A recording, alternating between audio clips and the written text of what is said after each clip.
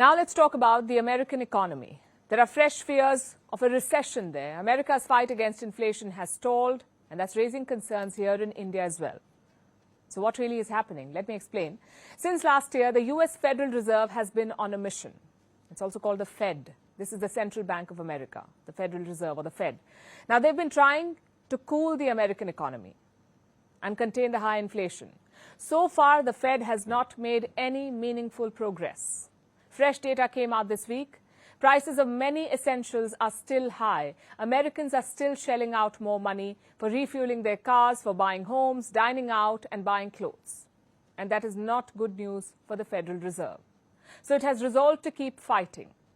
Recent readings on both job gains and inflation have come in higher than expected.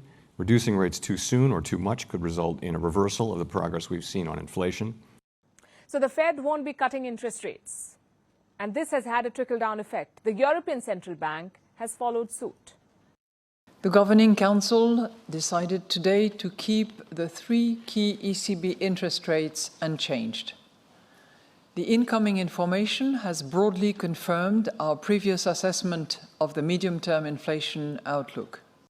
India's Reserve Bank is doing the same. Earlier this month, the RBI reviewed its interest rates. And just like the US and Europe, the RBI, the Indian Central Bank, also kept the rates unchanged.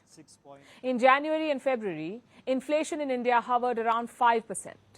The RBI's target is to bring it down to about 4%. But just like in the United States, in India too, they're facing challenges.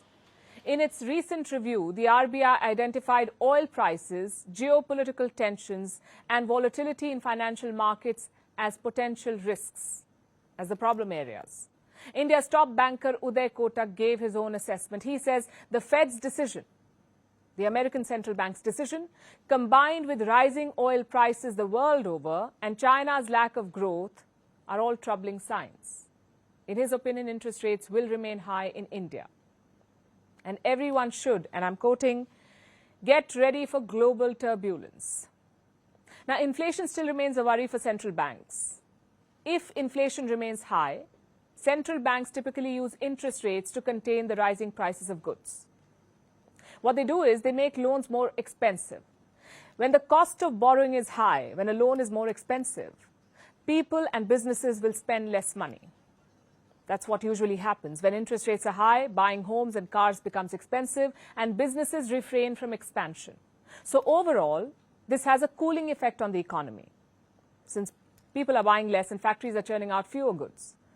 But there's also a catch here. If interest rates are kept high for too long, it could slow down the entire economy. People may start to spend less and save more.